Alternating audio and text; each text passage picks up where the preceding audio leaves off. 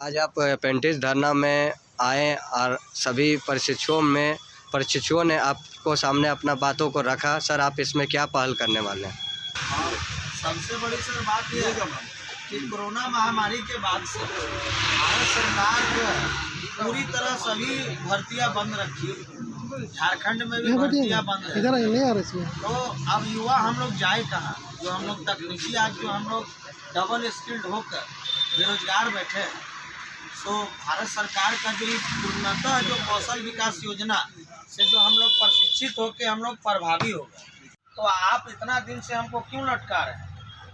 और अगर आप उसके बाद भी आप अगर आज तक हमको झुला रहे हैं मीटिंग में बुला के, तो मेरा पत्र को कम से कम कोल इंडिया और कोयला मंत्रालय को अग्रेसित करके उचित इस पे पहल करने के लिए तो आप आवेदन लिख सकते हैं। लेकिन उस पर भी कहते हैं कि नहीं, हम नहीं लिखे। तो बताइए सर, अभी बीच में सर कोल सचिव भी धनबाद दौरे पे थे, तो हम लोग बोले कि आप जो है बराबर बीसीसीएल मैनेजमेंट हम लोग कहती है कि रोजगार देना मेरे हाथ का चीज नहीं। हाँ, नहीं, मुलाकात करने के लिए जो हम लोग गेट घेराव किए, तो ये लोग बोले कि आप घेराव मत कीजिए, आपका 2 प्रतिनिधि को हम मिला देते हैं। लेकिन क्या हुआ कि जब हम लोग को अंदर बुलाया गया गेस्ट हाउस में, तो इधर से हम लोग को घुसाया गया, उधर से कोल सचिव को लेकर सीएमडी साहब बाहर निकले। तो हम बोले कि उतना देर से हमको वहाँ वेट क्यों करा? तो बोले कि अब हम क्या जाने, अब वो निकल गए। तो सर, ये लोग लगातार हम लोगों के साथ छल कर रहा है।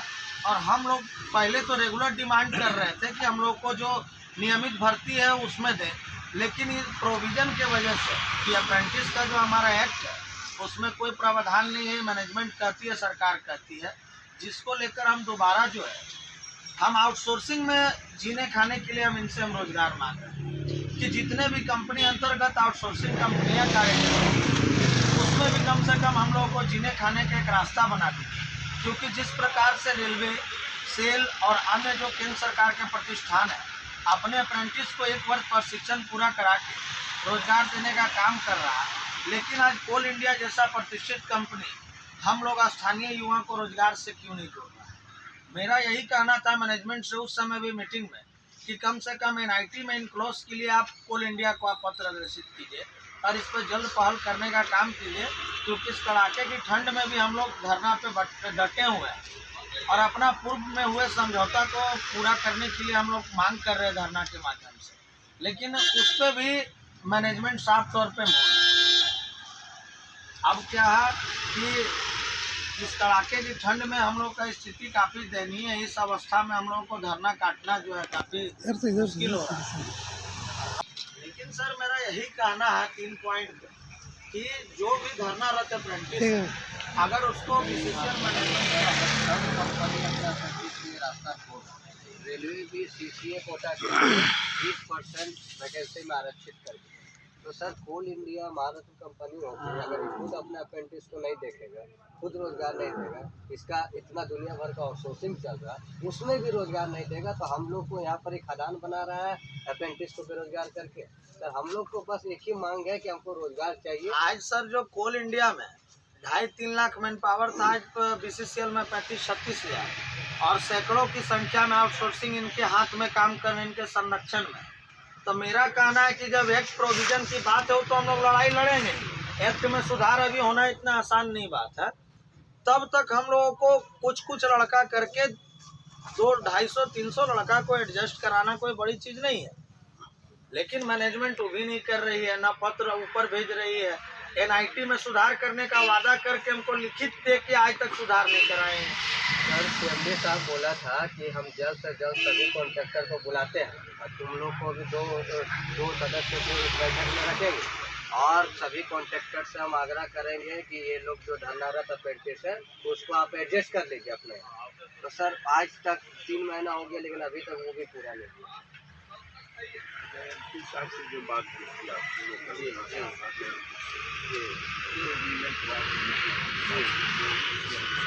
जी उसके बाद जब से मिले थे हाँ, काफी बार हम गए। क्या तो सांसद जी का घर हम कम से कम 40-50 बार हम गए। तो सांसद जी का कहना था कि देखो हम तो कॉल कर रहे हैं सीएमडी को, लेकिन क्या सीएमडी कॉल नहीं कर रहा। और रही बात कि 12-13 को मेरा काम खुद पेंडिंग है, मेरा खुद का काम नहीं कर रहा। तो हम बोले कि जब सांसद का नहीं सुनेगा तो आज हम युवा क्या प्रधानमंत्री से रोजगार मांगने जाएंगे? आज जो है हम अपना दुख लेके तो सांसद के पास ही जाएंगे। और रही बात कि आप स्टैंडिंग में भी बैठते हो, बराबर स्टैंडिंग में नहीं, एनर्जी स्टील में भी और कोल में भी। तो आप इतना तक वो यहाँ पे गचे थे कि हम चेयरमैन से इस मामले में हम बात करेंगे चल के तुम लोग को। लेकिन आज 8-9 महीना बीत गया, हम उनके घर जाते रहे कि आप चलिए चेयरमैन से बात कर लीजिए क्या कॉल पे, तो बोले कि चेयरमैन तो हमको अपॉइंटमेंट ही नहीं देता है। आप लोगों के सामने लगाया। अब बताइए सर, देश का ऐसा दुर्भाग्य है। 3 बार लगाए हम लोग के सामने। और देश का ऐसा दुर्भाग्य है कि ऐसा ऐसा सांसद आज धनबाद बैठ के आज धनबाद का युवा, धनबाद का विकास को आज पीछे छोड़ के ढकेल दिया। सबसे दुख का बात यही है, आज स्थानीय विधायक और सांसद दोनों सत्ता दल के नेता हैं, लेकिन आज हम लोग 58 दिनों से हम लोग धरना में बैठे हुए हैं, लेकिन आज तक हाल चाल जानने नहीं आए। लेकिन धरना तोड़ाने में उन्हीं का हाथ है ना, जो पूर्व में मेरा 54 दिन। हाँ, तो कम से कम ही धरना में आके मैनेजमेंट से बात तो कर सकते थे। अब आप ये कहेंगे कि भाई बीसीसीएल मेरा नहीं सुन रहा, तो भाई ऐसा सांसद को इस्तीफा दे देना चाहिए। जो कॉन्ट्रैक्टर चल रहा है सब में अगर 10 लड़के देते तो यहाँ पे धरनारत का क्लियर हो जाता। हम लोग हैं आप टोटल सर हम लोग बीसीसीएल में 4000 अप्रेंटिस हैं, जिसमें सर हम लोग धरना में 250 का लमसम बैठते हैं। ठीक है, total number of apprentice 4000। Policy decision होगा तो सब एक परमानेंट सॉल्यूशन निकालना होगा सर इसका, कि ऐसा नहीं कि जो एनआईटी में अगर रूल बन जाएगा तो क्या होगा कि जो भी नया टेंडर आएगा उसमें हम लोग को मिलेगा। वो अगर एक क्लाउज जोड़ देगा तो एक इनक्लोज सिर्फ एक लाइन का और हम लोग भी सर मैनेजमेंट क्या कि 10% अप्रेंटिस करने के बाद हम लोग भी बीसीसीएल का देके आप ले। क्योंकि सर एक एनआईटी में एक और प्रोविजन है कि 20% हम स्थानीय को देना है, तो उसी प्रकार से हमको भी एक इनक्लोज उनको डालना है एनआईटी में।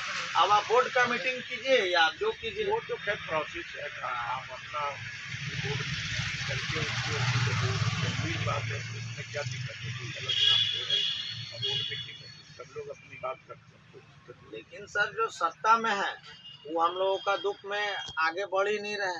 वो सत्ता का नशा में चूर है, पैसा कमा ही रहे हैं, इन लोगों के संरक्षण में पैसा मिल जा रहा तो साइड हो जा रहे हैं। अच्छा, एमपी लोग से जो मिले वहाँ 20-25 कुछ जितना लोग से जी वो लोग कुछ आगे लिखा पढ़ी किया। हाँ, वो उसमें से हम आपका इमरान प्रतापगढ़ी जी और एक सैयद नासिर हुसैन साहब स्टैंडिंग कमेटी के मेंबर भी हैं मिनिस्ट्री ऑफ कोल का। तो हम जिस दिन गए ना दिल्ली, तो उसी दिन मोदी जी आपात बैठक बुला के संसद को स्टॉप कर दिया 22 को, जबकि 29 तक सदन चलना था। हाँ, स्थगित कर दिए। और जो वो स्थगित जो किए तो हम लोगों का मामला उठने वाला था पार्लियामेंट में, लेकिन वो लोग बोले कि अभी हम उठा नहीं पाएंगे। अब तो हाँ, जो शुरू होगा उसमें जो है 7 से 8 सांसद बोले, और बीजेपी के वरुण गांधी जी भी बोले कि वरुण गांधी जी बोले कि हम जो है आपके माध्यम से और जो आपका जो मामला है उसको हम अपनी माँ मेनका गांधी और हम मिलके इसको हम भी रखें। और कांग्रेस के भी 5-7 जो सांसद हैं वो भी बोले कि हम संसद में इस मामला को जोर तोड़ से राज्यसभा लोकसभा में हम रखेंगे। और संसद में उठेगा और होगा तो उसका दबाव तो पड़ेगा। हाँ, और कोयला मंत्री जी अभी क्षेत्र से बाहर है, उनका कहना है कर्नाटक में है, अभी दिल्ली में है नहीं। वो जब आएंगे तो हम उनसे मिल के इस मामला में हम पहल करने का बात कि वरुण गांधी जी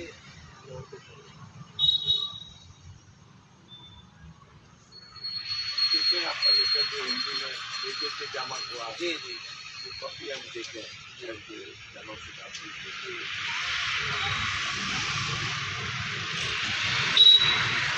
सर हम चाहते हैं सर कि एक बार सर आप अपने माध्यम से एक बार बीसीसीएल मैनेजमेंट से इस मामले में बात कीजिए बात कीजिए कि आप जब वादा किए थे तो पूरा क्यों नहीं किए? एक रोज के अंदर ही आज कल में ही बात करते हैं और फिर आप लोगों को ले जाके कि भाई राइट या रॉन्ग जो कमिटमेंट तुम किए हो के सामने उसमें इम्प्लीमेंट तो उसको इम्प्लीमेंट करो और कुछ नहीं कर सकते हो तो कम से कम NIT में इसका प्रावधान करो और बुला के मीटिंग कर दो आउटसोर्सिंग वाले को और कहो कि भाई आप अपना कोई भी लड़का लोग रखोगे इन लोगों को बंद कराए और वो हर कंपनी में इन लोगों को चांस जा रहा है जो अगर आप इसको आपकी कंपनी है जी जी जी वो अगर क्या करते हैं कर दे देगा तो बहुत लोगों क्योंकि सर नियमित भर्ती भी 25-30 वर्षों से बंद हो रखी है वो तो नहीं तो हम लोग पढ़ के भी रोजगार लेते हैं लेकिन आज हम क्या हो रहा है सर कि हम लोग अगर यहाँ से अप्रेंटिस किए हैं तो हम लोग का सर्टिफिकेट रेलवे में काम नहीं आएगा, ऑर्डिनेंस में काम नहीं आएगा, क्योंकि वो अपना अप्रेंटिस को लेगा। अब मेरा यहाँ से अप्रेंटिस करने का फिर क्या फायदा? और सर सर्टिफिकेट ले करके भी जाते हैं तो बोलते हैं जो तुम लोग पहला कंपनी में काम किया है यहाँ क्या काम करेगा, तुम लोग को वहाँ रोजगार नहीं मिल रहा है तो तो रास्ता तो कोयला के क्षेत्र में हम काम किया तो कोयले कंपनी हम लोग को देगा। अब कोल इंडिया से बड़ा कंपनी कौन है? आज सबसे बड़ी बात है सर कि जब अब ये मामला आपके हाथ में नहीं है तो आप इसको अग्रेसिव क्यों नहीं पत्र करते? हाँ हम भी आप कहिए कि आप अगला को क्या बताइए। इंडिया को दीजिए कि इस प्रॉब्लम से हम जूझ रहे हैं इसमें आप अपना सजेशन दीजिए सजेशन दीजिए और फिर CMD मीट में भी मामला उठ सकता है तो रास्ते बहुत है, ऐसी बात नहीं है कि रास्ते नहीं है और फिर इनको भी MP साहब को भी इसका चांस कि भाई स्टैंडिंग काउंसिल में जो पाइपलाइन की है कोयला का उसमें इस सवाल को उठा सकते थे तो कहीं कहीं कोई रास्ता निकल जाए भाई उसमें तो गवर्नमेंट के और विरोधी पक्ष दोनों के रहते हैं MP तो वो तो सौभाग्य से झारखंड राज्य एक ऐसा राज्य है जहाँ और उसमें भी धनबाद जिला हिंदुस्तान में सेकंड जिला है पूरे देश में तो सबसे राजस्व ज़्यादा देता है, सबसे ज़्यादा इनकम देश को देता है, राज्य को और देश को। लेकिन और कोच में इंटेक से लोग बहुत घबराते हैं क्योंकि आज पूरे देश में कोई इंटेक का मान्यता है, यही हमारी इंटेक का पूरे देश में चाहे आप अभी स्टील प्लांट में तो वहाँ चुनाव हुआ उसमें इंटेक जीत गया तो रेलवे हो इंटेक आप रेलवे में चले जाओ इंटेक का सबसे बढ़कर पावर में चले जाओ वहाँ इंटेक का बढ़कर लेकिन कोल में नहीं इसलिए कि डरता है कोल में ही लोग रहेगा जो अपने मनोनुकूल कोई फैसला करा इसलिए आप देख रहे हैं 9th वेज बोर्ड में जो हुआ फैसला वो ऐसा फैसला कभी नहीं उसमें हमने 34% हम थे उस वेज बोर्ड में 25% बेसिक में बढ़ा 4% इंडस्ट्रियल अलाउंस मिला हाउस रेंट बढ़ाए और अंडरग्राउंड अलाउंस बढ़ाए 34% का लाभ हम लोगों ने लिया है।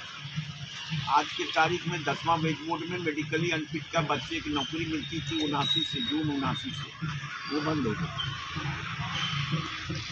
अंडरग्राउंड अलाउंस काट लिया, ट्रांसपोर्ट अलाउंस काट लिया, गाड़ी की सुविधा समाप्त कर दी गई। पहले बच्चे लोगों के पढ़ने के लिए स्कूल तक बस मिलता था, गाड़ी मिलता था, मजदूर को देश तक जाने का गाड़ी मिलता था फ्री ऑफ कॉस्ट, वो सब बंद कर दिया। और अभी सारी गवर्नमेंट आपका एटीट्यूड एंटी किसान, एंटी मजदूर, एंटी यूथ, एंटी लेबर, लड़ना है उसी में अपना देश है, अस्तित्व है, लोकतंत्र के माध्यम से शांतिपूर्ण गांधी के रास्ते पर चल के लड़ना है, हिम्मत बनाए रखें। तो अभी हम बड़ी बात तो नहीं करेंगे लेकिन इतना है कि क्या टाल मटोल जो हो जो करना चाहिए माननीय MP साहब हमारे मित्र भी हैं और मैं जानता हूँ बहुत पहले से जानता हूँ, लगभग सभी जो ट्रेड यूनियन के लोग हैं उनको भी मैं जानता हूँ जो हमारे सभी मित्र हैं, तो विचारों की बात होती रहती है। तो उनको चाहिए था कि जब राइट या रॉन्ग कमिटमेंट हुआ तो उसको इम्प्लीमेंट करा और उसमें कुछ नहीं था, कम से कम NIT में जो टेंडर होता है आउटसोर्सिंग के लिए 10 बरस, 20 बरस, 25 बरस, 15 बरस के लिए हर करोड़ में से 500 करोड़, 17 करोड़, 1000 करोड़, 2000 करोड़, तो उसमें एक प्रावधान कर देना चाहिए भाई ठीक है, हम जो आदमी रखेंगे, एम्प्लॉयमेंट देंगे, उस एम्प्लॉयमेंट में हम अप्रेंटिस को फर्स्ट चांस देंगे, जिसको गवर्नमेंट के स्कीम के तहत हमने नियोजन अति दिया है, ट्रेनिंग दिया। तो है तो बहुत आसान काम, लेकिन कहीं न कहीं इनको सिग्नल, सरकार जो बोलती है करती है, उसको कराना पड़ता है। आज कैसे अडानी साहब इंटरव्यू दे रहे हैं कि नहीं आज तक 8 साल में से नहीं, ऐसे लोग चेहरा भी नहीं देखा। अडानी साहब को हम लोग देखे हैं स्कूटर पर चलते। राजरंजन डेकोरेटर है यहाँ, वो डेकोरेशन का काम करते थे और अमित शाह पार्टनर था। चंद्रशेखर जी प्रधानमंत्री थे, मैं चंद्रशेखर जी के घर पर था। चंद्रशेखर जी मेरे को परिचय कराए कि देखो ये अडानी है। उस समय ये उनके भगवान आज 1 घंटे में 100 करोड़ का प्रॉफिट करता है।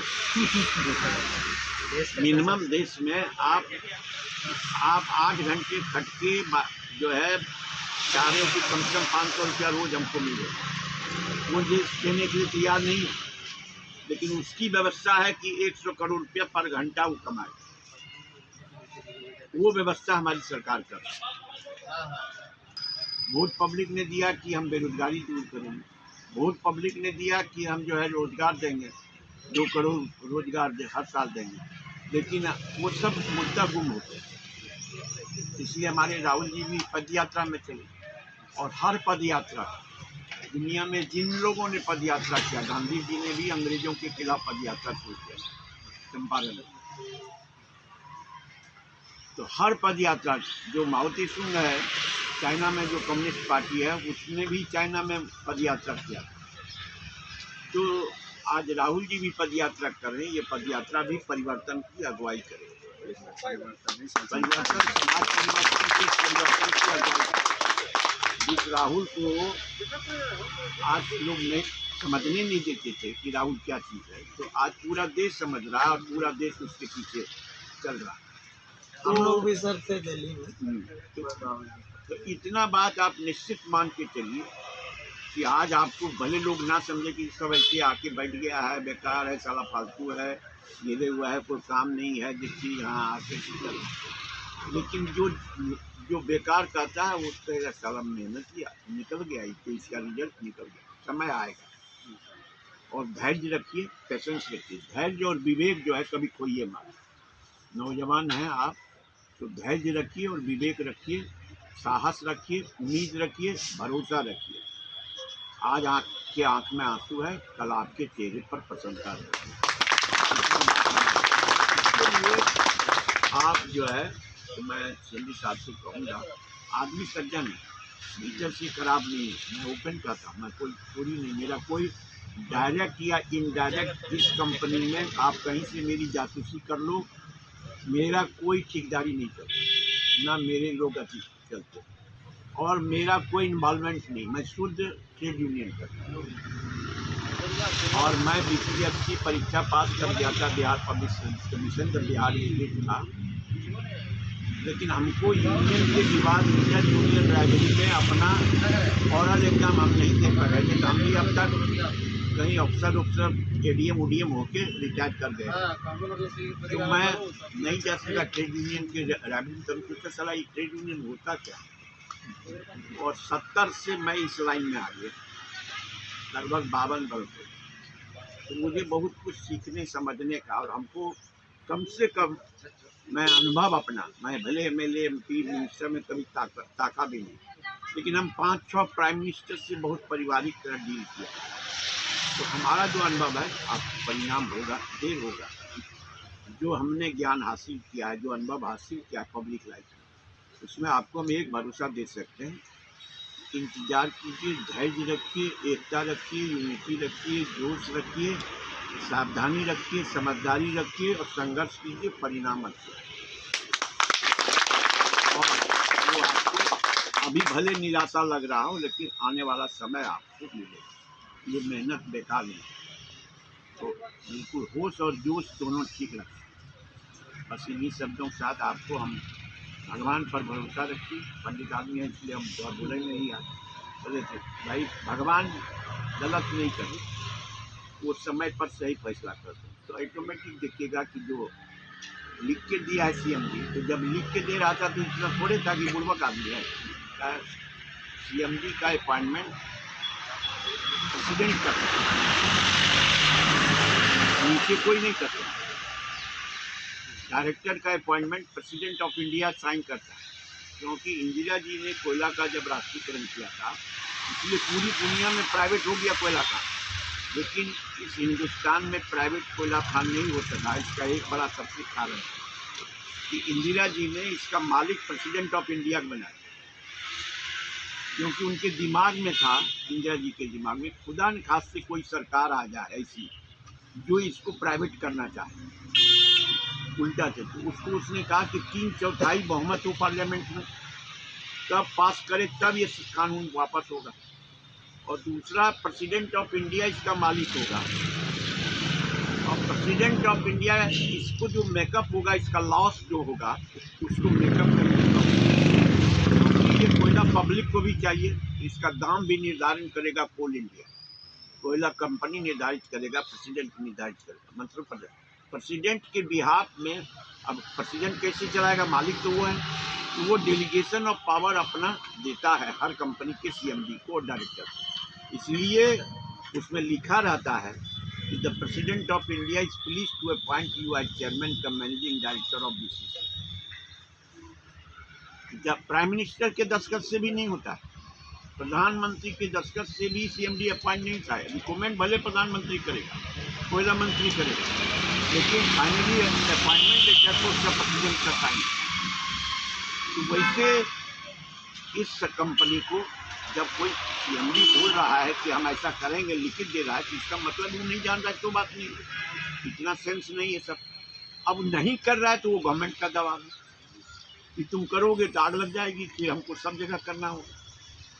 तो ये इसी दबाव से आपको लड़ना है, और वो टाइम भले जितना आपको लग रहा है 3 बार 4 बार आप बैठ सके, लेकिन रिजल्ट अंततः आपके फेवर में होगा। बस इतना ही हम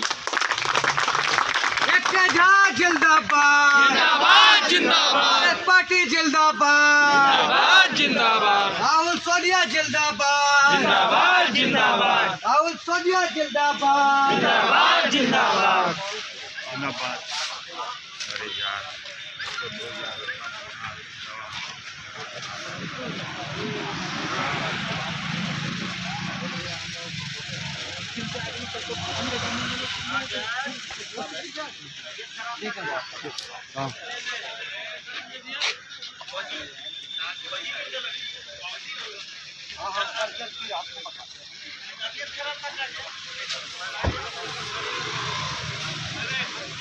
ठीक है सर, नमस्ते सर।